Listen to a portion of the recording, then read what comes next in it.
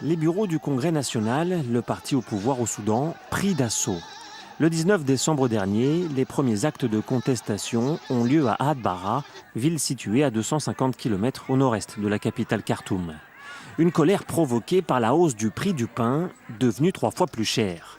Alors que la population fait déjà face à de nombreuses pénuries dans un pays en pleine crise économique. Immédiatement, le mouvement se propage dans d'autres villes du pays, notamment Port-Soudan puis Khartoum. Des affrontements réguliers ont lieu avec les forces de sécurité. Selon les autorités, au moins 24 personnes sont mortes, mais Amnesty International évoque 40 décès et plus de 1000 arrestations. Depuis un mois, les manifestations n'ont pas cessé.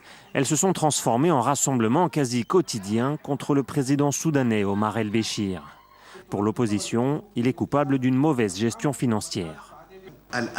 Ce gouvernement n'a pas la capacité de surmonter la crise économique, parce que la crise économique est avant tout une crise politique. Et la solution est politique, donc un nouveau régime doit se mettre en place.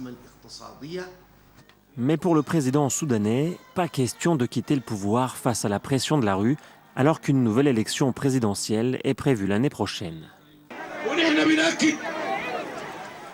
Je confirme que celui qui veut prendre le pouvoir est le bienvenu, mais seulement par les urnes. Avec des élections libres et justes. Celui qui conduit le Soudan doit être choisi par le peuple soudanais et je saluerai celui que le peuple aura choisi. Selon les observateurs, Omar el-Béchir fait face à sa plus grave crise politique depuis son accession au pouvoir en 1989 après un coup d'État.